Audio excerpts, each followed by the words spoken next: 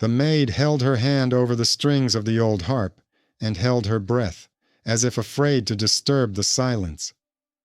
In the hall beyond the wall, cups clattered and footsteps echoed, and cloaks rustled in the galleries.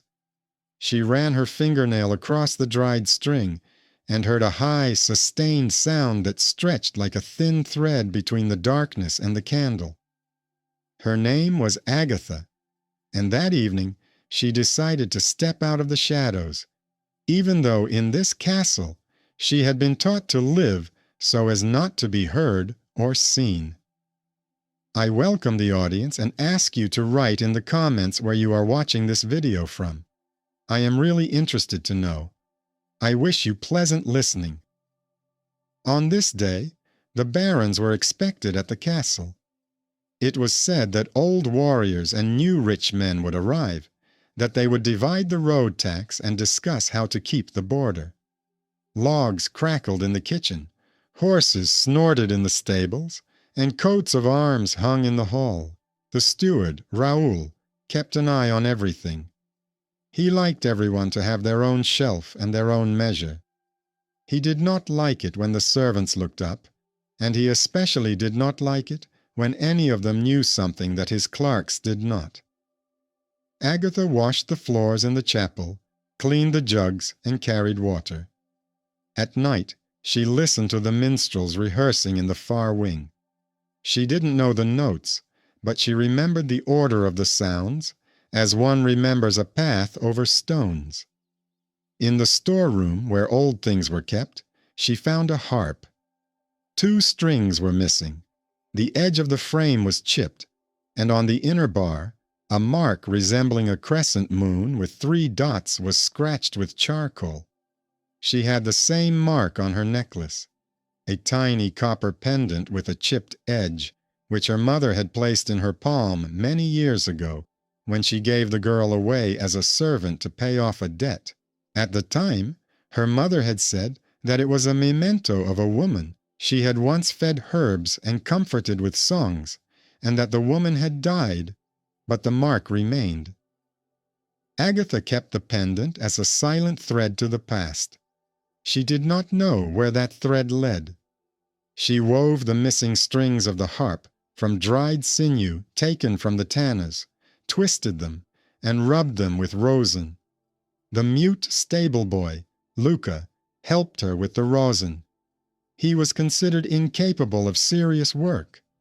He was as light as a blade of grass, and moved as if he were always afraid of getting in the way. But Luca had keen attention. He loved to watch the musician's fingers move, and could repeat the rhythm with his foot on the board without mistake. He taught Agatha to feel the beat by tapping on the bench until the strings began to sound evenly. No one praised him.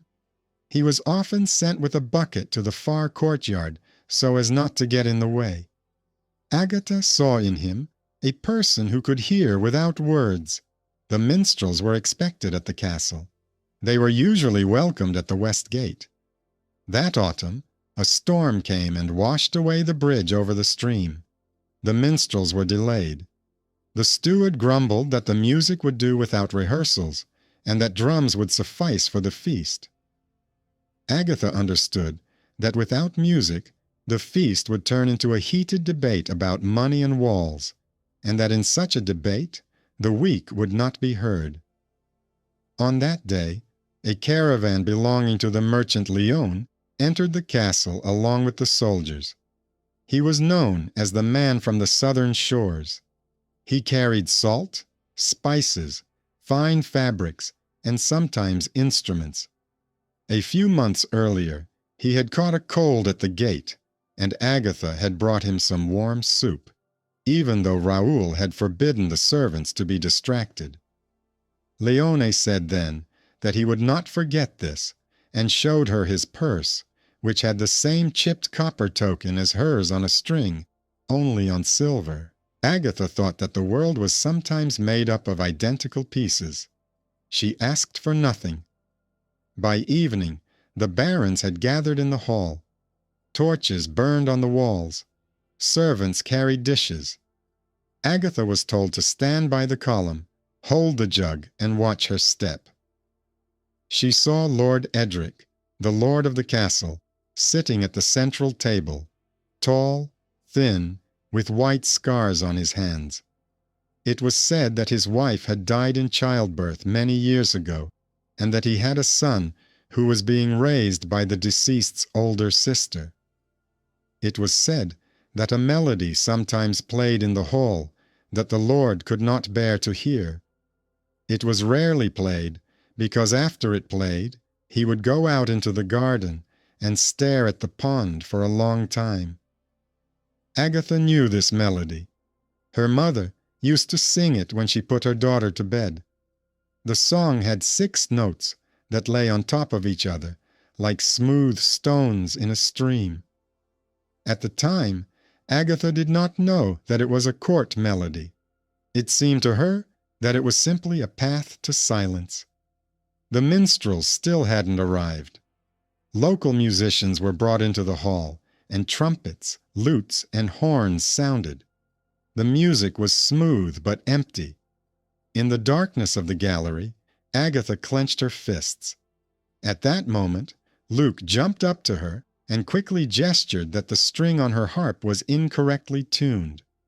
He poked his finger into the rosin and brought it to his nose.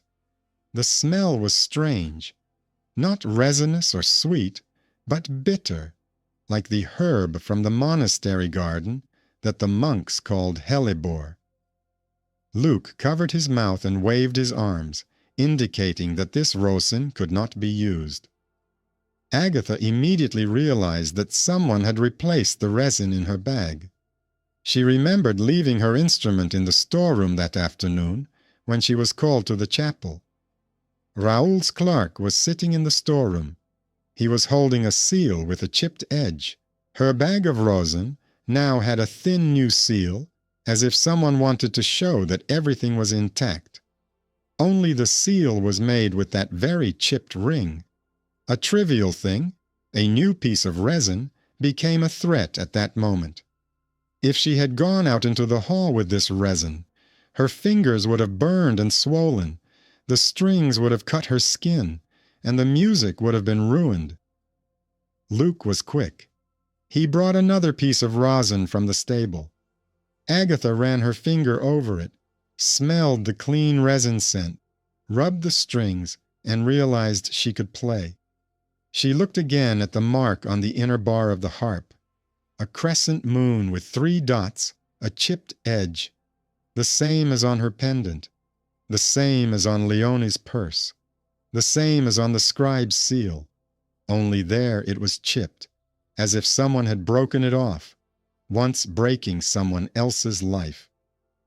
Agatha took the harp in her hands and went out into the semi-darkness of the gallery. She was not going to hide any more. People were talking loudly in the hall.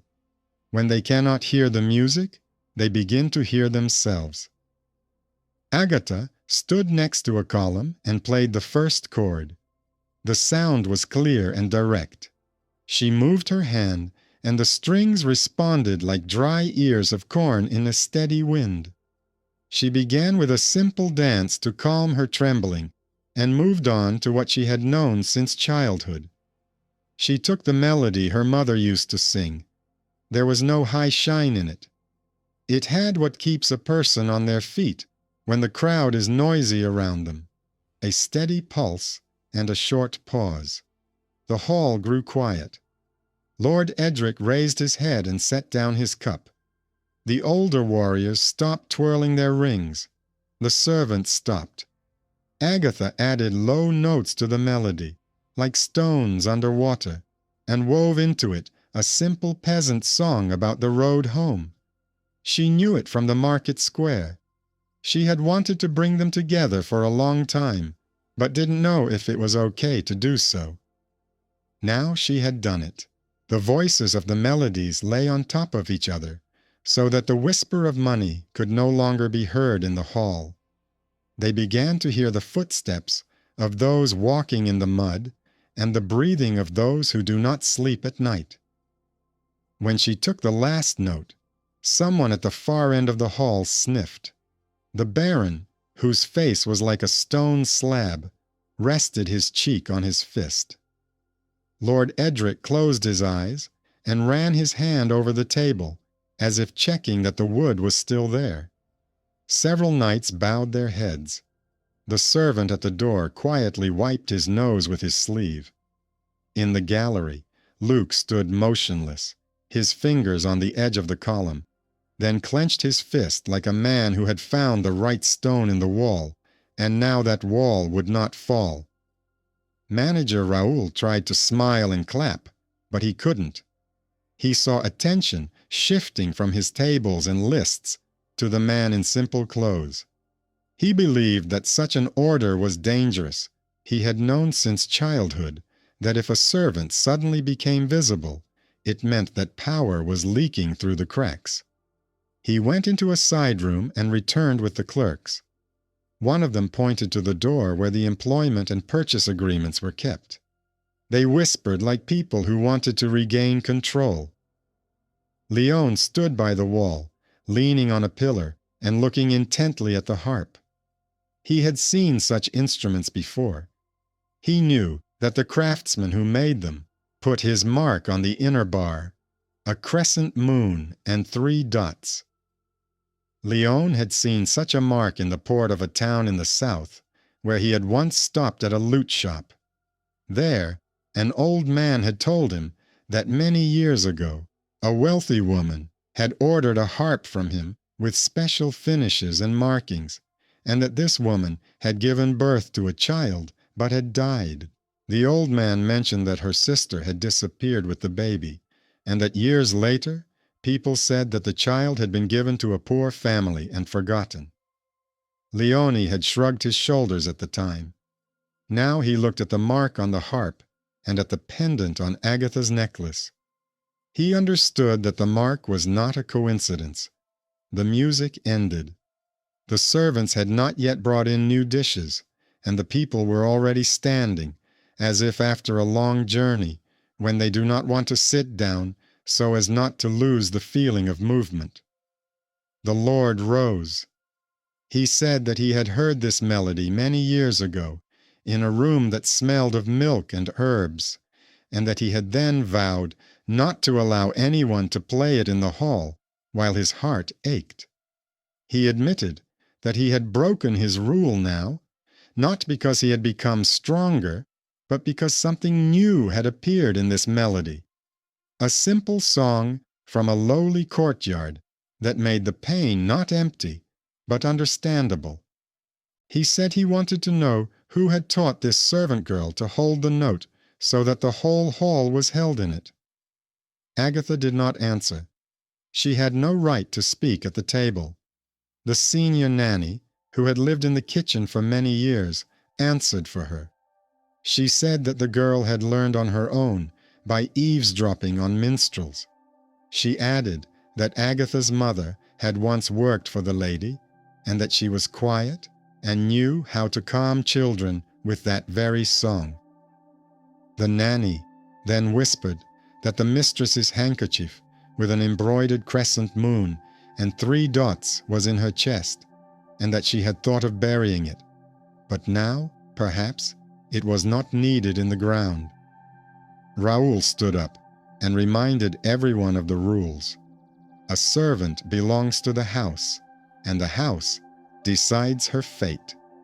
He said he knew the value of good music, and added that it would be better for her to return to her duties. Agatha felt the noise in the hall begin again. Luca caught the words of others with his lips, and understood that he had no right to shout now. He quietly took a step back. His feet always felt where the floorboards bent. He knew that now it was not the floorboards that were bending, but the rules. At that moment, Léonie stepped out of the shadows. He said he had come as a merchant, but would leave as a man who was paying a debt. He recalled that this house had once warmed him when he was cold. He took a pouch from his purse and poured out silver coins. He said he wanted to buy Agatha out of service from the steward to give her freedom. He did not ask for her for himself. He offered to draw up a contract under which she would become a free woman under the protection of the Lord. He said he was ready to pay now, and no one was going to receive the goods, because a person is not a commodity. The hall buzzed. Such a turn of events was rarely seen. Raoul tried to object, pointing to the rules. Leone reminded him that the city had a right of redemption if the Lord did not object. All eyes turned to Edric. The Lord said he was willing to accept the ransom, but wanted to add his own word to it. He would redeem her not only from service, but also from silence. He would appoint her as a court musician and give her the right to teach children in the castle and in the city. He did this not out of emotion, but out of calculation. He saw how the upper and lower classes were united in one melody, how the hall stopped arguing and began to listen. He understood that this was not a one-time trick, but skill, and this skill was born where no one expected it. Hidden talent rose up against status and did not break. Raoul bit his lip. He was not used to losing. He pulled out a scroll and beckoned to the scribe. The scribe brought the seal with a chipped edge. Luke, standing nearby, noticed the chip on the seal and remembered the new seal on the bag of rosin. He made a face to signal danger. Agatha nodded. Leone also noticed the chip. He crossed his fingers behind his back, signaling to the old nanny to keep her embroidered handkerchief handy. It was as if a shift in genre had occurred in the hall. The mundane procedure of affixing a seal to a contract had suddenly become a new stage of danger. It smelled not of smoke, but of possible lies. If Raoul's seal turned out to be the only trace, he would rewrite the text tomorrow in a way that was advantageous to him. Edric ordered a second table to be brought in. An empty parchment, arfa, the embroidered handkerchief, Agatha's pendant, and Leone's purse were placed on it. The clerks from the Lord's office placed their seal next to Raoul's seal, and then asked Leone for his merchant's seal. Leone's silver seal bore the same crescent moon and 3 dots, only without the chip. The circle was intact. The printers affixed both seals so that no one could later say that there was only one seal. Raoul's hand trembled. He was not used to the chamber seals exposing his cunning. That same evening, a package with strings was brought to Agatha's room as a gift from an unknown music lover. The servant said that a boy from the market had left the package and asked for it to be delivered in the evening. It looked like an ordinary item. Luca opened the package with a knife and immediately caught the smell of grass. He grimaced and ran his finger along the string. It was sprinkled with a fine powder and squeaked slightly to the touch, like chalk on a stone. Agatha remembered the strange rosin and the seal with a chip. She unfolded the paper to the end and found a thin letter at the bottom, folded in 4. It had an old seal with the same mark, but on soft wax, which had clearly been applied many years ago. The letter was not new. It had once been hidden in a harp case. Someone had taken it out and tried to return it along with the poisoned strings, hoping that in the commotion no one would notice how a clean trace disappeared in the shadow of a dirty gift. But Luke noticed. His nose and fingers saved the moment again. He nodded quietly, like a man who saw a stranger's noose in an ordinary knot. The letter was given to the Lord. He broke the soft wax, read it, and remained silent for a long time. In the letter, a woman's handwriting wrote that during the years of the plague, the lady's sister gave birth to a daughter and gave her to a woman from the people to save her from the disputes at court. That woman then served in the kitchen and the girl grew up without knowing her name. At the bottom was the mark of the craftsman who made the harp and his sign. He wrote that he had put one mark on the harp and the same mark on a small copper ring, which he gave to the woman as a keepsake, so that someday, if necessary, the two halves could be put together. Agatha had a pendant. The harp had a mark. The same image was embroidered on the nanny's scarf. Leon wore such a mark on his purse because in his youth he had been an apprentice to that craftsman.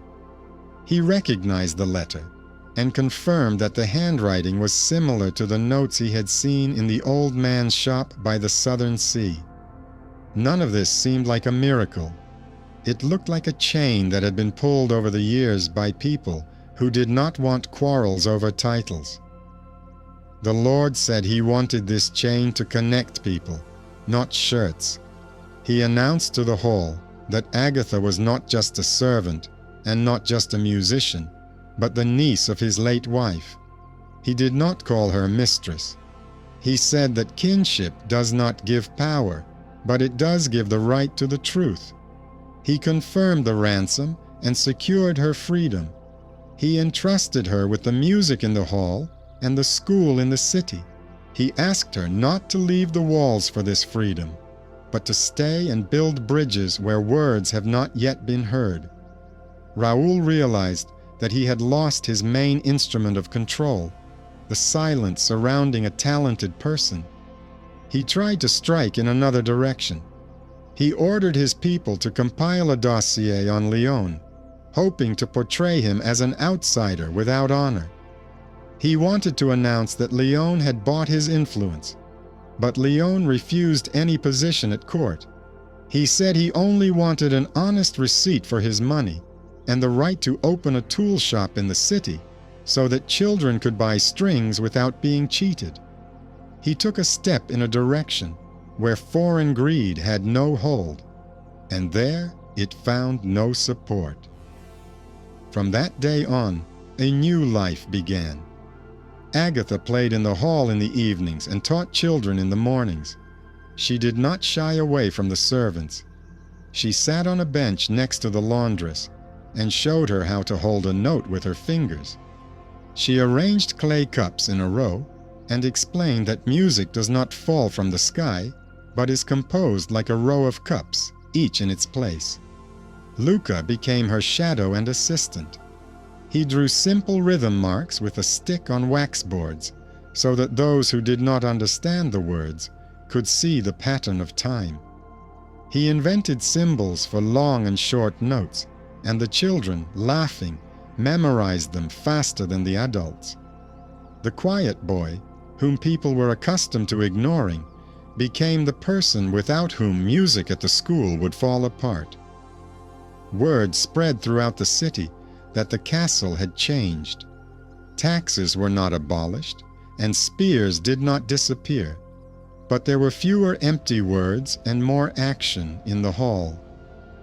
Every time before playing for the barons, Agatha would walk around the courtyard.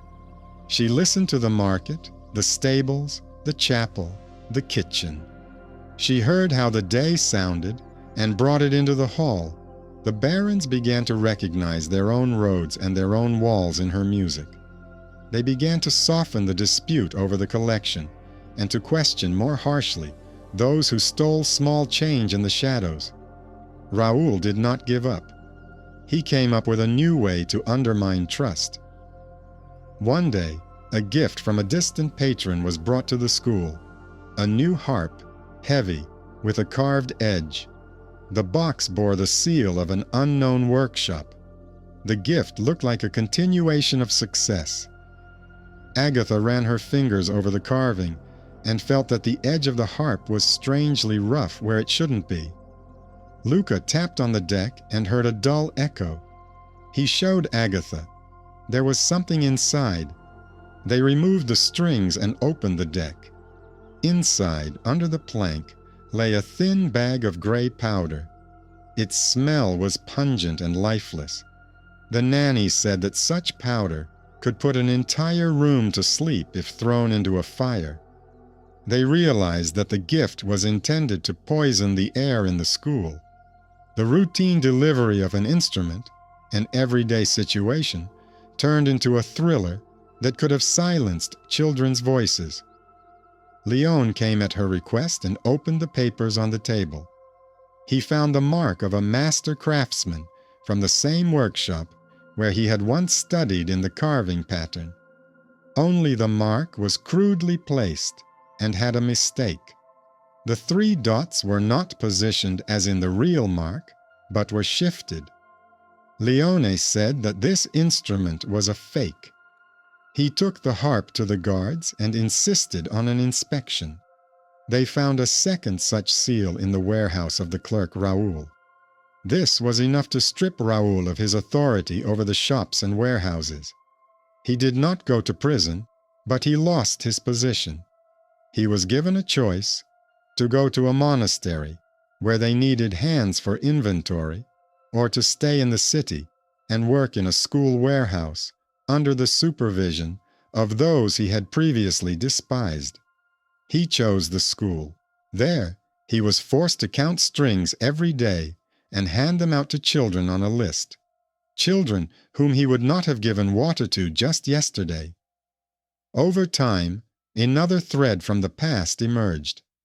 A luthier from the southern port arrived in town, an old man who had taught Leon his craft. He brought a box with notes and a piece of an old frame that he had once made for the lady of the castle. The same sign was carved on the frame. The old man said that he had given the string with the copper pendant to a woman from the kitchen and asked her not to lose it. He said that the lady fed a child with big eyes and sang him that very melody. When the lady died, he lied to Raoul, saying that the mark meant nothing because he saw greed burning in his eyes. He confessed that he was not saving gold, but a child. The old man's words were the final nail in the coffin of someone else's lies. The hidden kinship was no longer a sensation. It became a calm part of the order. From that moment on, there were years in which there were almost no loud miracles, but there were many small, straightforward deeds. Agatha played for the hall, but she never forgot about the courtyard. She asked the Lord to make the musicians' rehearsals open. Let the children and servants listen to the rehearsals and learn. She asked to write on the school gate that anyone could come in and pick up an instrument without fear. She asked Leon to bring strings at a fair price and issue them by tokens so that no one would buy everything at once. She asked Luca not to stay in the shadows, but to step into the light. Luca taught the children rhythm, just as he had once taught her. He tapped his baton on the bench, and even those who could not hear well understood his gestures. They called him the Master of Silent Signs. At the street fair, he made a knight who was afraid of music laugh and made him repeat the rhythm. The knight burst out laughing and then began to teach the boy the step he used in formation. Different worlds came together, and both became less afraid of the other side. One evening, the barons gathered again in the hall. The winter had been quiet in the surrounding area, but in the city, as always, there were disputes. Agatha conceived a new idea. She took a melody from a peasant at the fair, which had many simple jumps, and a melody from an old military song, where steps and beats merged. She combined them so that the military uniform ceased to oppress, and the fairground laughter ceased to spread. She played straightforwardly. In the middle, she inserted the same lullaby again, but not like the first time. She let it flow not from her throat, but from below, like the earth on which houses grow. Someone in the hall began to sob. It was a young baron who had lost a child last year. He had been unable to empathize with the pain of others before. He felt uncomfortable with that pain, but now He saw that the pain of others could become a place where two people could stand side by side without losing face. He came to the school later and donated money for the wooden benches that were missing. He didn't make a speech, he just brought the boards. Some would say that this is enough for the finale, but life always leaves another crack for the wind to blow through. One winter, trouble returned to the castle in a simple form. At dawn, a servant brought a basket of apples. On top was a letter with congratulations from an unknown person. The letter smelled slightly sweet. Luca grimaced and put the letter under water. It became cloudy. He gestured that the letter was soaked in an infusion of herbs that slowed the heartbeat. The basket was standing at the school door. It was a direct blow to the place where new life was taking its first steps. The guards caught the boy who brought the basket.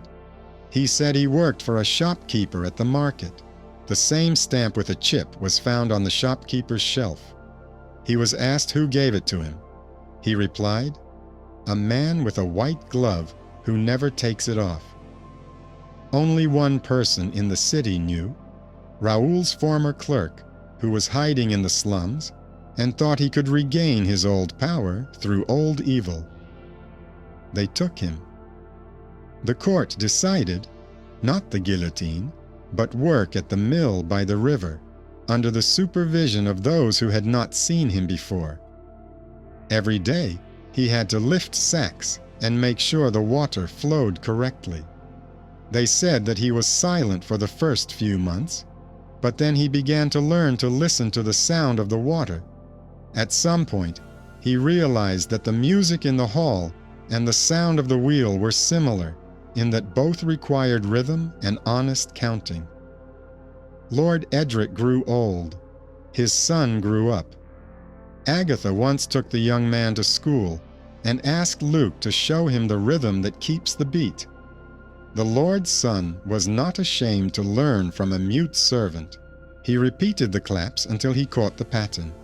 He would later tell his father that he understood why the hall had ceased to be a place of empty words, because music had taught people to hear the order within themselves. Towards the end of the summer, Leon opened a music shop at the North Gate. The sign bore a crescent moon and 3 dots. He sold strings, rosin, and cheap bows, and gave credit to those who came with a school token. He did not become rich, but his shop became a place where people ceased to fear the word contract. There, they were not deceived by chipped seals. There, children understood for the first time that paper does not always beat the weak. When Leone returned south years later, he left the shop to a student from the city and a chest with neatly folded receipts. He said he wanted the school to always have spare strings. In the evening, when the hall was quiet, Agatha went up to the gallery and played the melody that started it all for the last time that year. But she played it differently now.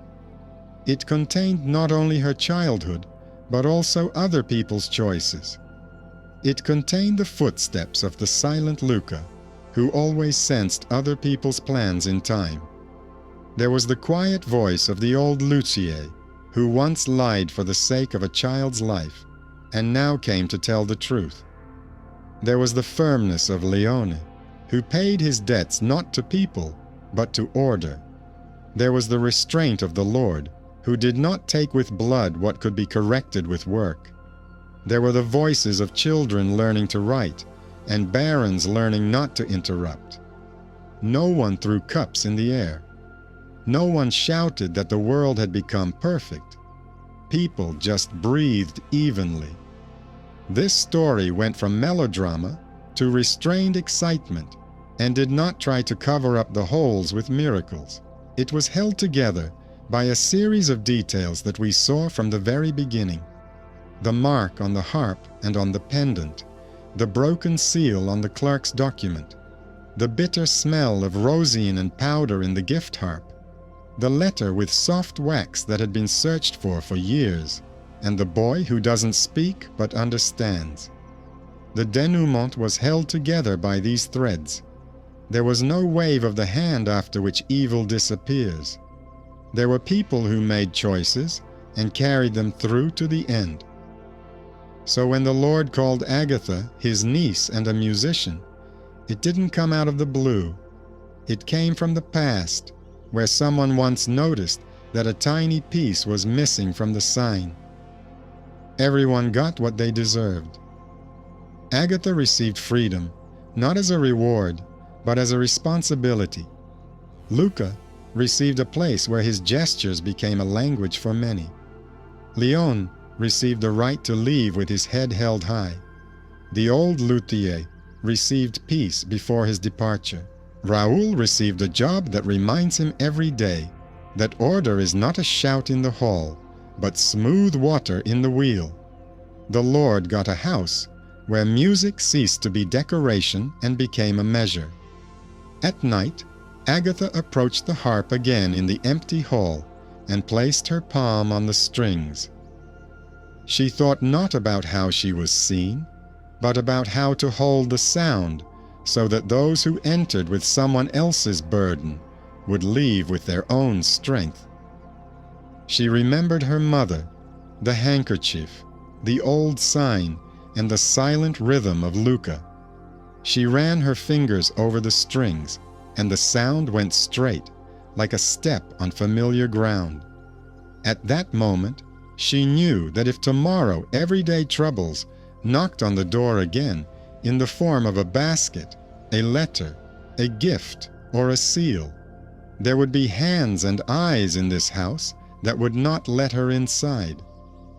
Spring brought slush on the roads and crowds of people to the gates. The city was preparing for a church holiday and for the gathering of troops for training. Salt and fish were sold in the square, and bundles of new strings lay in the workshop near the school. Agatha got up before dawn, checked the instruments, touched each string with her fingers, and listened to how the wood sounded. Luca drew simple rhythm symbols on wax tablets, a long line for a long note, a short line for a short one. The children picked it up faster than the adults. They laughed when the stick slipped off the board and immediately drew a new line without shame or shouting. By noon, a group of clergy appeared on the fortress road. At the head of the procession rode the abbot from the neighboring abbey. He brought a letter and a chest with seals. He said that music was a matter for the church and that the school should come under the control of the monastery. He reminded them that the monastery had the right to teach children psalms. He added that the times demanded order. Lord Edric listened and replied that there was already order in the castle. Music kept people in check, children were learning, and quarrels had become shorter. He asked the abbot to show him the letters and seals. The abbot placed 3 scrolls on the table. 2 bore the seal of the royal chancellery, and the 3rd bore a circle with a crescent moon and 3 dots, only the dots were shifted, like on a fake harp that had recently been taken apart. Leone frowned and said he had seen such a mark on cheap fakes sold at the port. Luca ran his fingernail over the wax, and it crumbled like old cheese. The Lord scribe said that such crumbs do not occur with a fresh seal, but with one that has been melted over too low a heat. The room fell silent, with everyone breathing evenly. The abbot took offense and said he was being insulted. He ordered the novice to bring the chest. The chest was heavy, with brass corners. It was placed at the school door as a gift. Luke touched the handle and felt that the metal was warmer in one place. He bent down, stuck his finger in the crack, and pulled out a thin copper tube. He nodded to Agatha. She called the master craftsman Micah. Micah looked at the rivets and said that they had been put there recently, but the leather on the corners was old, and that it was not a gift but a trap. Hidden in the corner was a vial of potion that would break when shaken and make the air heavy. He asked everyone to leave, took the chest out into the yard, and opened it with a false key. At the bottom lay a bag of gray powder and a piece of bird feather. He said that if the chest was hit, the powder would rise and settle on everything. The delivery of a gift almost turned into a disaster for the school. But this time, it was not a cry that saved them, but the habit of looking at the small details. A warm rivet, a crumb of wax, shifted dots. The abbot began to justify himself. He said that he did not know what was in the chest, that the gift had passed through other people's hands. He demanded that his letters be checked immediately in the capital. Lord Edric replied through a herald that the letters would be checked, the chest would be placed in evidence, and the school would continue its work. He added that he was ready to talk about psalms and lessons, but not ready to give the school to people who could not tell old wax from fresh. The abbot left, his cloak rustling. People in the square whispered that the familiar signs were no longer frightening if there was a place in the city where they could be read. The next day, a team of stonemasons arrived at the castle. They had been sent to repair the old wall at the northern corner. The senior stonemason, named Hartwig, was short, silent, and held a hammer in his hand as if it were part of his arm. He asked for a place for his tools and water for the lime. When he passed the harp, he paused and said that he had seen such a sign on a stone in the port by the southern sea. Leone looked up. They recognized each other.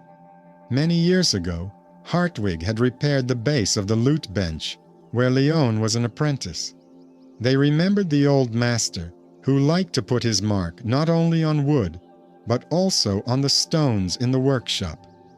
Hartwig said that he still had a stone block with the same mark, and that he could bring it if necessary. It was a small thing, but it added another stone fact to the old man's letter and the nanny's handkerchief. The threads of the past were coming together in a single knot. By evening, someone tried to spoil the deal in a different way. 2 attendants appeared at the school gate with a dirty cart loaded with sacks of laundry. They told the guard that they had brought laundry for the castle laundress. Luke stood in the shade and listened to the wheels. He noticed that one wheel squeaked every 3 turns, like a big drum in a slow song. He knew that the laundresses carried light barrels, and that the cart should sound lighter. He tapped on the side and heard a dull echo. He ran to Jacob, who was now sitting by the school and watching the gate. Jacob was old and slow, but he had a keen sense for strangers. He stopped the cart and asked for the top cloth to be removed. Under the laundry was a box tied with new rope with a large knot. The knot was tied differently, not like the local laundresses tied them. 2 masks, raincoats, and ropes were found in the box. It was an attempt to take Agatha away at night through the courtyard, hiding her under the laundry. Luca noticed this by the sound of the wheel. The underestimated boy once again proved to be the one who caught someone else's plan in time. People no longer laughed at his gestures. They began to look at him as the eyes of the school. 3 days later, the old lute maker returned to the castle from the south. He brought a bundle of rags, paper notes, and an old wooden box. Inside the box were small signs made of different materials: copper, wood, bone. Each sign was a crescent moon with 3 dots. The old man said that he had once invented this sign for a woman who loved simple drawings. He said that the woman had a sister who often wore such a sign around her neck, and that this sister had given birth to a girl with a big gaze. He admitted that he had given her the copper sign and asked her to keep it when quarrels began in the house. He said that he did not know who was related to whom by blood. but that the sign brought people together better than paper if those people did not want to lie. His words were not beautiful. They were straightforward. That was enough. Leone then confessed that in his youth he was not just the master's apprentice, but his adopted son. He was found at the pier in a vegetable basket, and he also had a mark like this on his neck. He never knew exactly where he came from. He said that the master's mother said that the boy was brought by two women who held hands like sisters. The old luthier looked at Agatha's pendant, Leone's silver seal, and Hartwig's stone bar. He said that this family was apparently larger than just one house. Leone then realized that he was not just a random benefactor, but a person who shared a common thread with Agatha through the past. He did not change his attitude toward her. He said that duty is not blood, but a habit of not deviating from honest measures. But this truth quietly took its place on the shelf next to other clear things. The town noticed that complex knots began to be untangled, not by shouting, but by work. The school taught not only the children of the castle, but also those who came from the settlements. Agatha came up with a new class schedule for them. Rhythm on benches in the morning, strings in the afternoon, and a general gathering in the courtyard in the evening, where commoners and nobles played together. Luca stood nearby and raised his hand at the right moment. He gestured to show where to stop, where to breathe, where to pause. His gestures were better understood than words. He found a language that united those who, by status, would not normally speak to each other. At this time, Raoul, who worked in the school warehouse, was having a hard time coping with his fall from grace. He kept the seals under lock and key and issued strings every day against a receipt. At first, he tried to take advantage of this. He delayed, allowed his friends to skip the line. Agatha did not scold him. She asked him to record each issuance on the board in front of everyone. He did it poorly, but he did it. Gradually, his hands stopped shaking. He began to enjoy the fact that the records matched. One evening, he himself noticed an extra line and returned the extra bundle of strings to the shelf. He did not come to apologize. He simply put down the bundle and took a rag to wipe his lie off the board. Only Luke saw that day. He gave Agatha a gesture that meant the water had found the right path.